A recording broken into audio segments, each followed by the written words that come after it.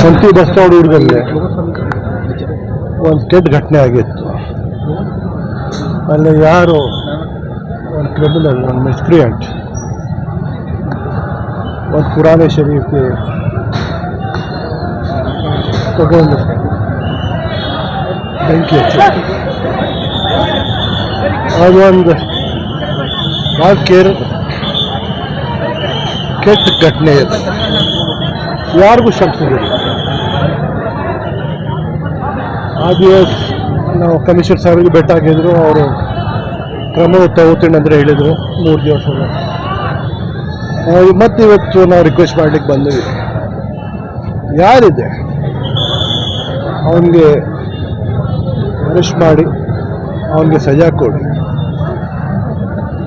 ನಮಗೆ ಸಂತಿ ಬಸವಾಡದಲ್ಲೇ, ಬೆಳಗಾವಿ ಸಿಟಿದಲ್ಲೇನು ನಮ್ಮ ಹಿಂದೂ ಬಾಂಧವರು ಅವರು ಅದೇ ಹೇಳಿದರು, ಕೆಟ್ಟ ಘಟನೆ ಇದೆ, ಯಾರಿದು ಮಾಡಿದ್ದಾನೆ ಅವನ ಮೇಲೆ ಕ್ರಮ ತಗೋಬೇಕು.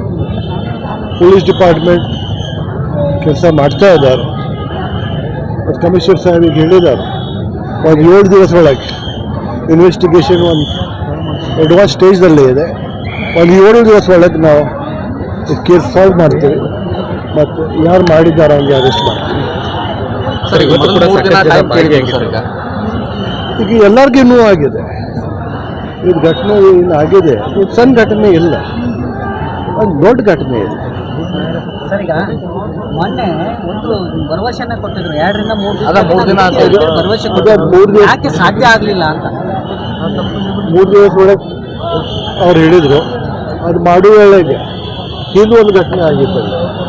ಅಲ್ಲೇ ಒಂದು ಈದ್ಗಾ ಮೇಲೆ ಯಾರು ಛೇಡ್ಛಾಡಿ ಮಾಡಿದರು. 10 ಕೇಸಲ್ಲೇ ಒಂದು 4 ಜನ ಸಿಕ್ಕಿದ್ರು. ಅವ್ರು ಒಪ್ಕೊಂಡಾರು, ಇದಕ್ಕಾಗಿ ನಾವು ಮಾಡಿದ್ದೇವೆ. ಅವ್ರಿಗೆ ಅರೆಸ್ಟ್ ಮಾಡಿ ಕೋರ್ಟ್ಗೆ ಹಾಜರು ಮಾಡಿ ಜೈಲಿಗೆ ಕಳಿಸ್ಕೊಟ್ಟಿದ್ದಾರೆ. ಇದು ಒಂದು 3 ದಿವಸ ಅವ್ರು ಹೇಳಿದರು. ಪೂರ್ಣ ಅವ್ರು ಟ್ರೈ ಮಾಡೋಕತ್ತಾರೆ, ಇನ್ವೆಸ್ಟಿಗೇಷನ್ ಮಾಡ್ತಾ ಇದೆ. ಮತ್ತು ಅದನ್ನು ನಿನ್ನೆ ಹಿಡಿದು ಇನ್ಸ್ಪೆಕ್ಟರ್ಗೆ ಸಸ್ಪೆಂಡ್ ಮಾಡಿದ್ದಾರೆ. ಅವ್ರು ಸೇರಿದೆ ಸರ್, ಅವ್ರಿಗೆ ಏನು ಮನವಿ ಮಾಡ್ಕೊತೀರಿ? ನಾವು ಇದೇ ಮನವಿ ಇದೆ, ನಾವು ಡಿಪಾರ್ಟ್ಮೆಂಟ್ ಜೊತೆ ಇದ್ದೀವಿ, ಡಿಪಾರ್ಟ್ಮೆಂಟ್ ನಮ್ಮ ಜೊತೆ ಇದೆ. ಎಲ್ಲರೂ ಶಾಂತ ಪ್ರಮಾಣ, ಈಗ ನಾವು ಪ್ರೊಟೆಸ್ಟ್ ಮಾಡಿದ್ದೀವಿ, ಮನವಿ ಕೊಟ್ಟಿದ್ದೀವಿ, ಒಂದು ಶಾಂತ ಪ್ರಮಾಣ ಅವ್ರಿಗೆ ಇನ್ವೆಸ್ಟಿಗೇಷನ್ ಮಾಡಲಿಕ್ಕೆ ಕೊಡು. ಮುಂದೆ ಮತ್ತೆ 1 ವಾರ ನೋಡೋಣ. ಈಗ 1 ವಾರ ಒಳಗೆ ಮಾಡ್ತೀವಿ ಅಂದರೆ ಹೇಳಿದ್ದಾರೆ ಕಮಿಷನ್ ಸರ್. 1 ವಾರ ನೋಡೋಣ, ಇಲ್ಲಾಂದರೆ ಸಮಾಜ ಮುಖಂಡರು ಏನು ಹೇಳ್ತಾರೆ ಅದು ಮಾಡಿ.